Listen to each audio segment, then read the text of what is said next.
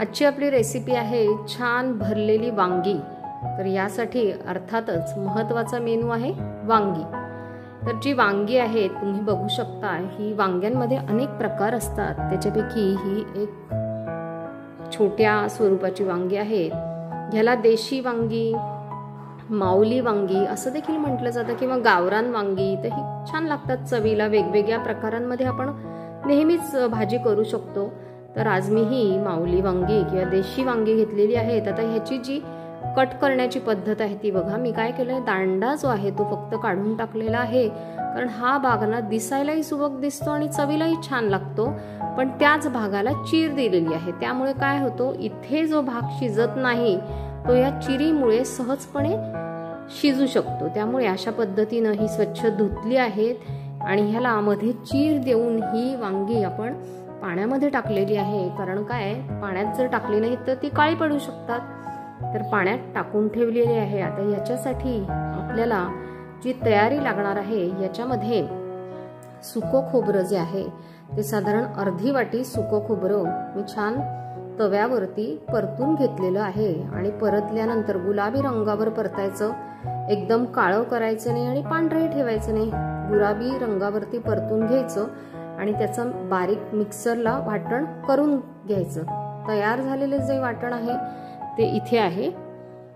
त्याच पद्धतीनं जो कांदा आहे, तो कांदा देखील मी आज तव्यावरतीच थोडंसं तेल टाकून परतून घेतलेला आहे। तर तो देखील साधारण गुलाबी रंगावरती परतून घ्यायचा आहे। इथे तो कांदा आहे।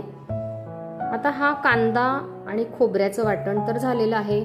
त्या बाजूला आपण शेंगदाण्याचा कूट घेतलेला आहे। तर शेंगदाणे थोडेसे भाजून त्याचा कूट तयार करून घ्यायचा आहे। तर तो साधारण अर्धी वाटीपेक्षा थोडा कमी आहे। आता जे सुकं खोबऱ्याचं वाटण आहे ते साधारण अर्धी वाटी आहे।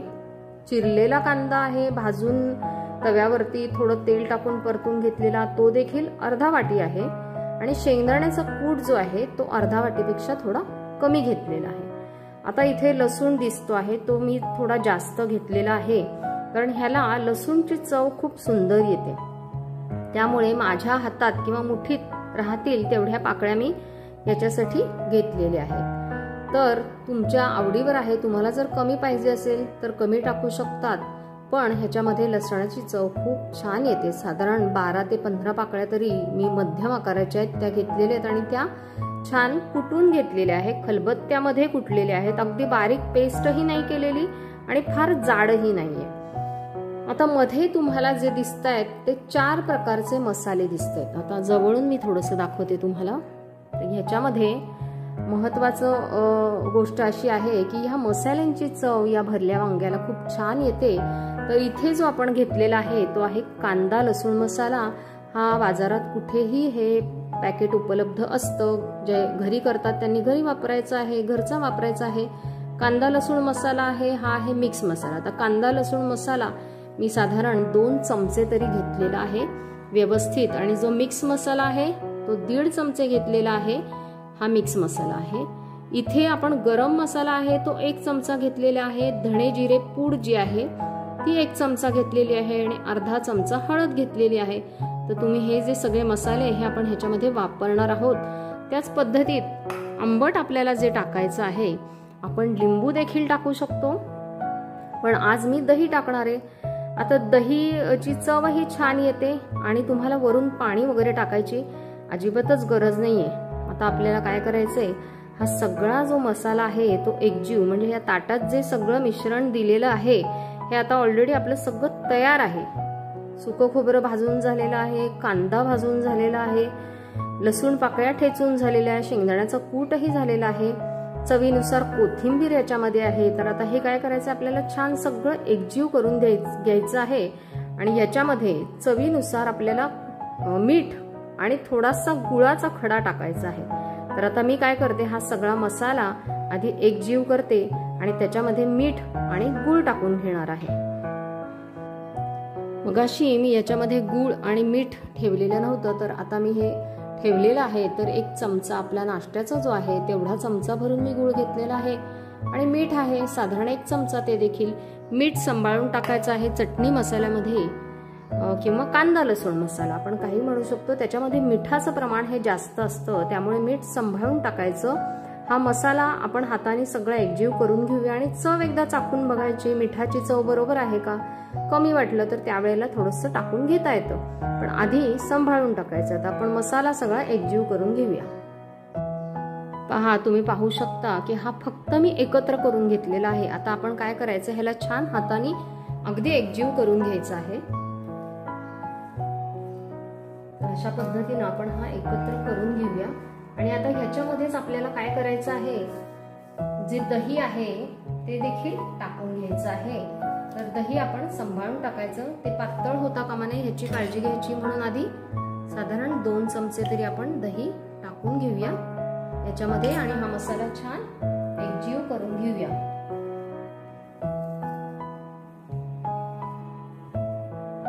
संपूर्ण मिश्रण अगदी व्यवस्थित एकजीव करायचं आहे, त्याने आपल्या मसाल्याला एकसारखी चव येणार आहे. गुळाचे खडे जर हाताला थोडे लागले तर ते देखील थोडेसे दाबून घ्यायचे आहेत आपल्याला. आता हा जो मसाला आहे हा थोडासा सुका आहे, तर आपण अजून 2 चमचे याच्यामध्ये दही टाकूया. याच्यामध्ये पाणी अजिबात टाकायचं नाहीये, पाणी न टाकता करणं महत्वाचं आहे.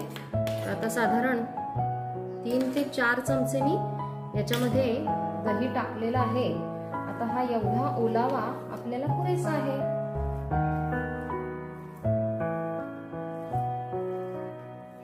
आता समजा हे वाटण तुम्हाला वाटलं की हे खूप झालंय, माणसं कमी आहे, तर हे असंच वाटण तुम्ही अगदी डब्यामध्ये भरून ठेवून, टाईट डब्यामध्ये भरून ठेवून डीप फ्रीजला ठेवलं आणि पुन्हा कधी तुम्हाला वाटेल तेव्हा जरी आपण भरलेलं वांग केलं तरी काहीही हरकत. मसाला मी छान एकजीव करून घेतलेला आहे. आवश्यक तेवढं दही टाकल्यामुळे त्याला जो गरजेचा ओलावा आहे तो आलेला आहे. आता आपल्याला काय करायचं, वांग भरून घ्यायचं. तर पहा, वांग जे आपण चिरलेलं आहे, दांड्याची जी बाजू आहे त्या बाजूने चिरलेलं आहे आपण वांग. आता आपल्याला हे भरून घ्यायचं आहे. तर भरण्यासाठी आपण हे असं पूर्ण पसरवून घ्यायचं आणि आतपर्यंत मसाला जाईल याची काळजी घेत तो मसाला छान भरून घ्यायचा आहे. ज्या वेळेला आपण वांग चिरतो त्यावेळेला लक्षात घ्यायचं की वांग कधी कधी बाहेरच्या बाजूनी किडकं दिसत नाही, पण आतल्या बाजूनी ते किडकं असू शकतं. त्यामुळे नेहमी चिरताना आतली बाजू बघून घ्यायची, कीड आहे का. कीड नसेल तर मग ते आपण भरायला घ्यायचं आहे. आता ज्या वेळेला मी चिरत होते त्यावेळेलाच मी ही सगळी वांगी चेक केलेली आहेत, त्यामुळे आता मला पुन्हा बघण्याची गरज नाहीये, म्हणून मी डायरेक्ट भरायला घेतलेली आहे. अशा पद्धतीनं आपण सगळी वांगी एक एक करून भरून घेऊया. बघा, छान व्यवस्थित भरलं गेलेलं आहे सगळीकडून वांग. तर अशा पद्धतीनं सगळी वांगी भरून घेऊया आपण. पहा, सगळी वांगी आपण छान भरून घेतलेली आहे. आता जो गोळा आहे वाटणाचा तो तेवढा शिल्लक आहे, पण हा मला लागणार आहे कारण आपण नुसती वांगी खात नाही, थोडासा मसाला पोळी बरोबर किंवा भाकरी बरोबर आपल्याला लागतो. त्यामुळे हा मसाला आपण त्या वांग्यांमध्ये टाकणार आहोत. तर आता आपण वांगी फोडणीला टाकायला घेऊया. मी आता ही छोट्या कुकरमध्ये फोडणीला टाकणार आहे. तर त्यासाठी मी साधारण अर्धी वाटी तेल घेतलेलं आहे, ते आपण ह्याच्यामध्ये टाकून घेऊया.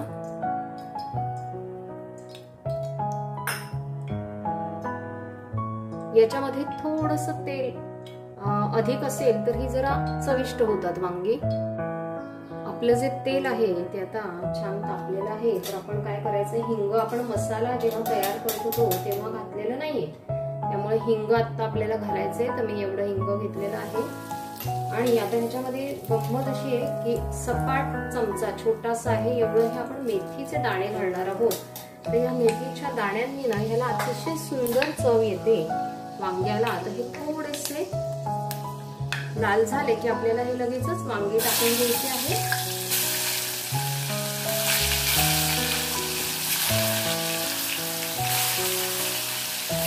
आणि आता आपल्याला काय करायचं, याला ना या जी वाफ आहे ही वाफ येणं किंवा त्याचा स्वाद येणं त्याच्यासाठी आपण घेऊया आणि गॅस बारीक करूया. एका बाजूला मी थोडंसं गरम पाणी करायला ठेवलेलं आहे, आपल्याला जरासंच टाकायचं आहे. एक वाफ आपल्याला येणं गरजेचं आहे म्हणून मी बारीक गॅसवर ठेवलेलं आहे.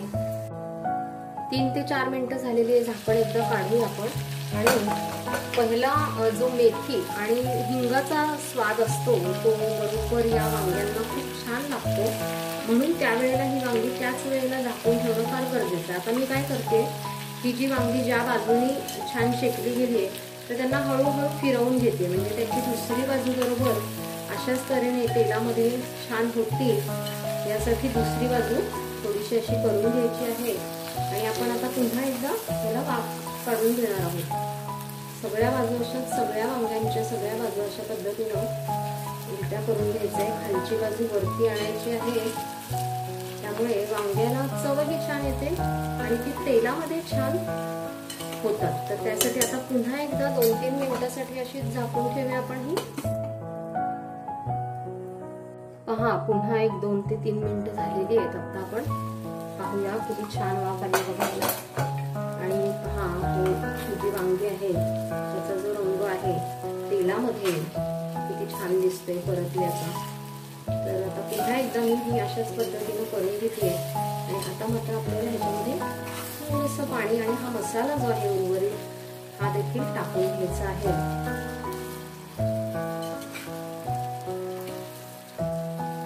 मोठ्या चमच्याने काय होतं ते शक्य नाही होत उलटं करणं, म्हणून मी छोटा चमचा वापरला. आता आपण हा मसाला टाकून घेऊया ह्याच्यामध्ये. आणि आता आपण थोडंसं ह्याच्यामध्ये पाणी टाकून घेऊया. थोडं टाकायचं, फार नाही पाणी टाकायचं, त्याने चव जाते. आणि शिजण्यापुरतं आवश्यक आहे तेवढं पाणी टाकून घेऊया आपण.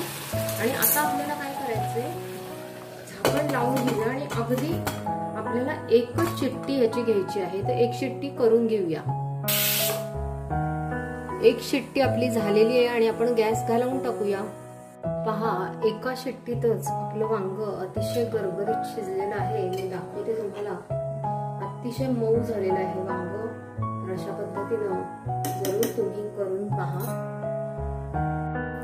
अशा पद्धतीनं सगळ्यांनाच आवडणारं भरलं वांग कसं करायचं, कुठले मसाले टाकायचे आणि ते सुंदर चविष्ट कसं होईल हे आपण पाहिलेलंच आहे. तर करून पहा, चाखून पहा आणि पुन्हा एकदा भेटूया नवीन व्हिडिओमध्ये. तोपर्यंत धन्यवाद.